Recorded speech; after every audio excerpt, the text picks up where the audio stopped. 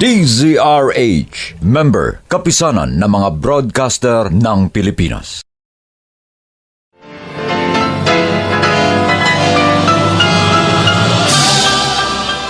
Buong karangalang inihahandog ng DZRH ang isa pang magandang dula, May Pangako, ang bukas. Tinanggap ko ang kahinaan mo, maging ang panlilibak ng mga tao tiniis ko. Pero bakit sa kabila ng lahat sinisisi mo pa rin ako? Kasalanan ko ba kung hindi ko maibigay ang gusto mo? May Pangako, ang bukas. Kasaysayan ng mga kaluluwang lupaypay na ang pusong hapong-hapo sa tindi ng malabis na pagdurusa. Subalit sa kabila ng lahat, huwag kalilimutang paglipas ng isang dapit hapon ay sisikat ang araw na magsisilbing tanglaw sa sinumang tinakasan na ng kawalang pag-asa. Dahil sa likod ng mga hinagpis ay may naghihintay na ligaya.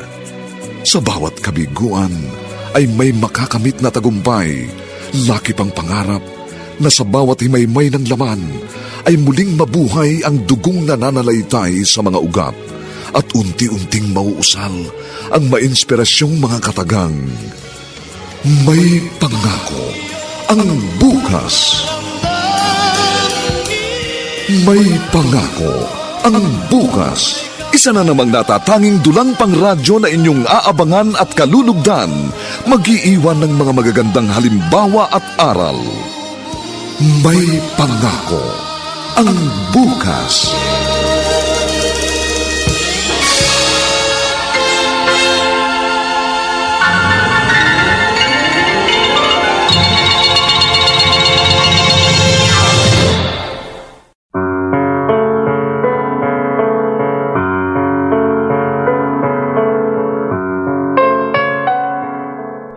Magandang umagang muli sa inyong lahat, mga kaibigan. Narito na po ang ikatlong kabanata ng ating tampok na kasaysayan sa linggong ito, pinamagatang Kasalanan ko ba kung hindi ko maibigay ang gusto mo? Dito pa rin sa ating natatanging dunang May Pangako, ang bukas.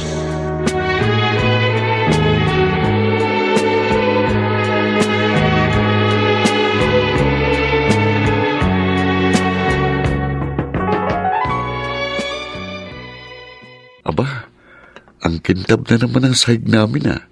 Tiyak, star wax, floor wax uling ginamit dito ni Clarissa. Ito ang isa sa magaganda niyang katangian. Nahangaan talaga.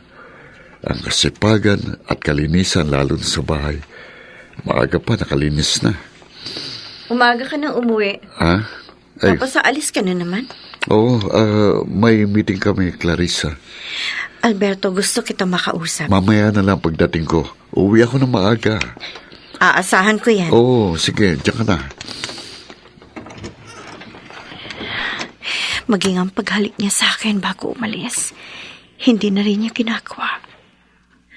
Alberto, nagbago ka na nga talaga. Hanggang salita lang pala ang mga pangako mo sa akin noon.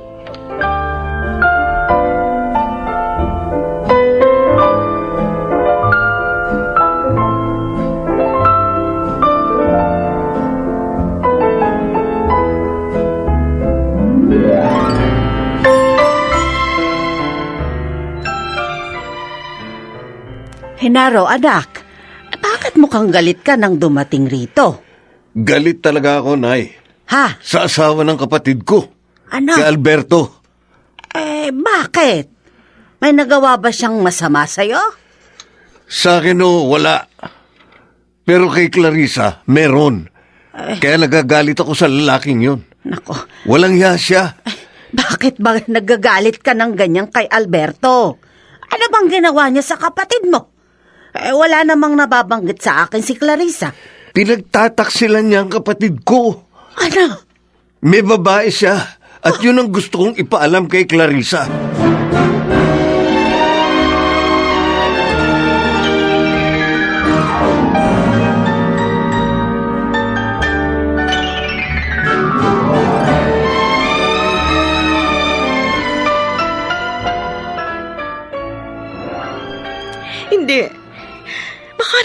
Nagkakamali ka lang, kuya.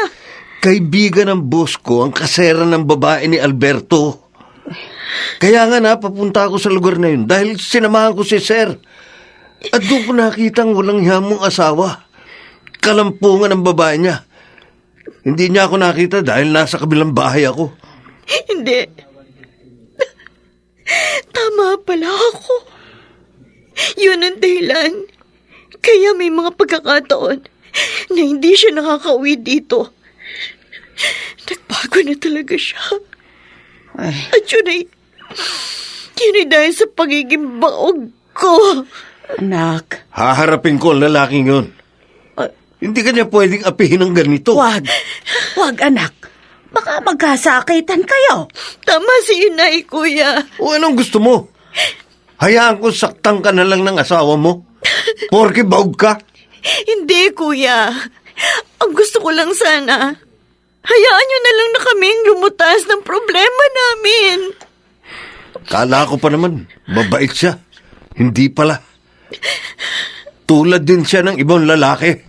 Nagluloko pag tumagal na.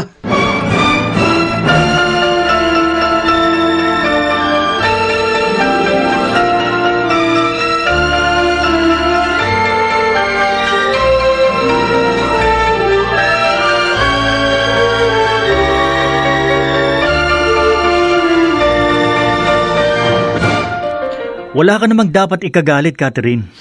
Di naman ako gumagasto sa mga lakad namin ni Alberto eh. Lahat naman sagot niya. Kahit na.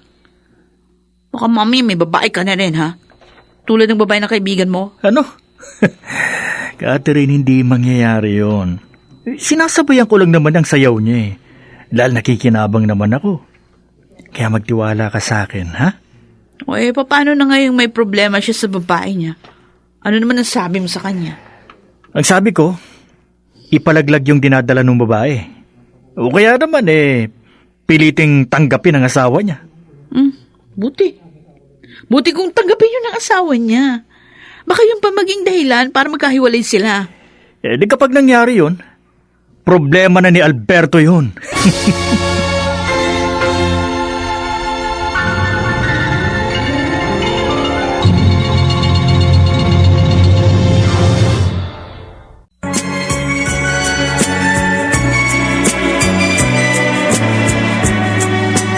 At ngayon, balikan natin ang tampok na kasaysayan sa ating dulang. May pangako ang bukas.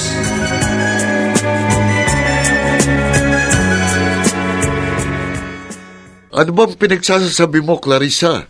Nakakainis ka. Ikaw pa ang galit ngayon?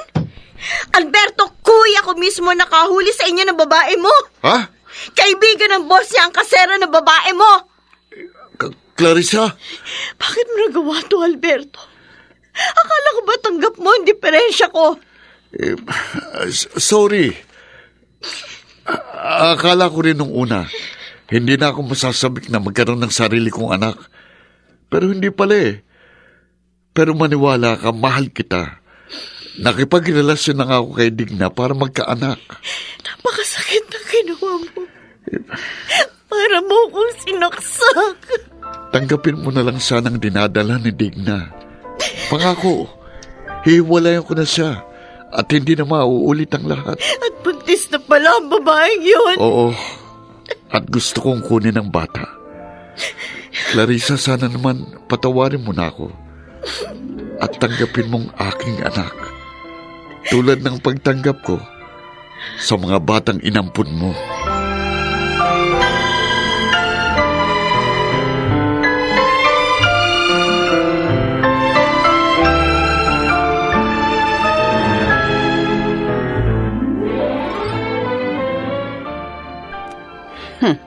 At tinanggap mo pala ang bunga ng kawalang hiya ng asawa mo. Gusto ko po siyang bigyan ng second chance, Inay.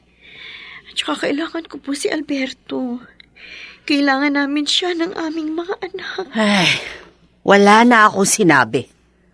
Pero sana hindi na ulitin ng lalaking yon ang ginawa niya. At sana rin, huwag kang magpakamarter, anak. Siguro naman tutuparin ni Alberto ang pangako niya sa akin.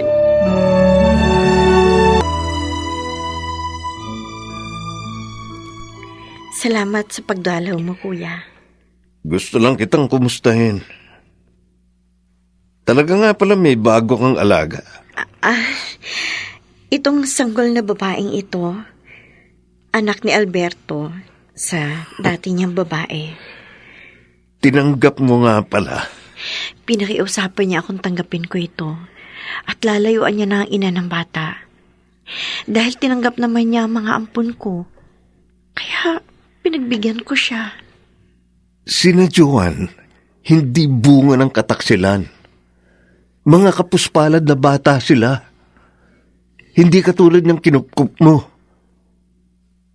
Clarissa, hindi mo ba naiisip na pinagtatawanan ka ng mga tao dahil sa ginawa mo? Kuya, walang halaga sa akin ang pagtatawa ng iba. Ang importante, buo ang pamilya ko at maligaya kami. Yun lang.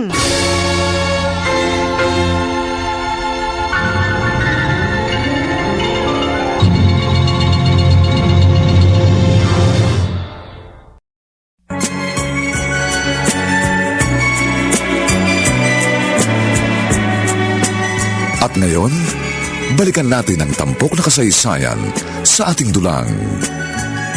May pangako ang bukas.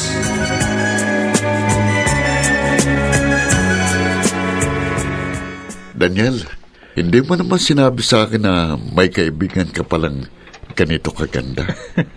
Ba, Catherine, mukhang tinamaan sa yung kaibigan ko Well, the feeling is mutual. Ang gwapo kasi niya. Baka maniwala ako sa'yo. Bro, prangka yan si Catherine. Walang keme yan. Siya pa nga naliligaw sa lalaki kapag gusto niya eh. Di ba, Catherine? Kasi naman, pahirap lang sa sarili yung magpigil. Kaya ikaw, Alberto, kung gusto mo rin ako, huwag ka nang magpigil.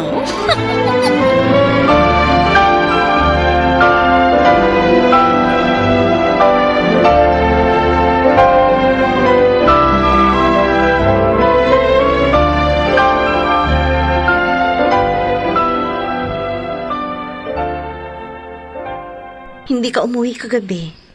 Hindi ka man lang nag-text o tumawag. Nag-alala tuloy ako lalo. Sorry, Clarissa. Naginuman kami ni Daniel at nakatulog ako sa kanila dahil sa kalasingan. You can call him para malaman mong lahat. Ay, hindi na. May tiwala naman ako sa'yo. Dumoble nga lang ang pag-aalala ko kasi may sakit si Ruth. Ang bunso natin. Si Ruth? Oo. Dali natin sa doktor. Bukas na ako papasok sa office.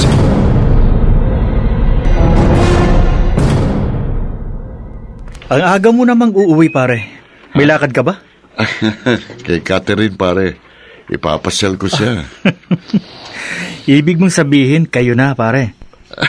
Oo. Nung gabi din yun. Ang bilis mo talaga. Bilib ako sa'yo. Tama siya. Pahirap lang sa sarili ang pagpipikil. Kaya hindi na ako nagpigil. Kaya lang, paano kung malaman niya ni Clarissa? Hindi na niya malalaman dahil mag-iingat na ako sa pagkakataong ito. Ayos. Paano? Matutupad na ang balak namin.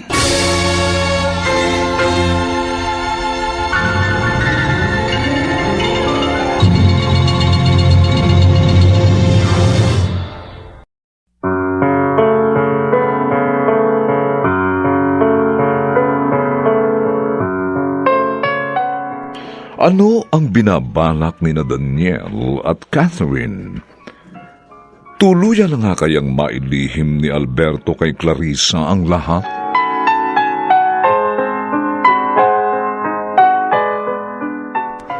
Mga nagsiganap, Jenaline de la Cruz, Maynard Landicho Jr., Phil Cruz, Lionel Benjamin, Rosana Villegas, at si Chiquit del Carmen Amor sa papel na Clarissa. Nilapatan ng tunog ni Jerry Mutia. Sa musika ni Buboy Sanonga. Superbisyong teknikal ni na Eric Lucero at Bong Muyar. Ang kasaysayang ito'y mula sa panulat ni Telma Corporal Alcantara at sa direksyon ni Robert Bobby Cruz. Ito po ang inyong kaibigan June Martin Legaspi, nag-aanyayang huwag po ninyong kaliligtaang sundan at pakinggan ang mga nalalabi pang kapanapanabik at may init na kabanata ng kasaysayang ito. Kasalanan ko ba kung hindi ko maibigay ang gusto mo? Dito pa rin, sa ating natatanging dunang, may pangako ang bukas.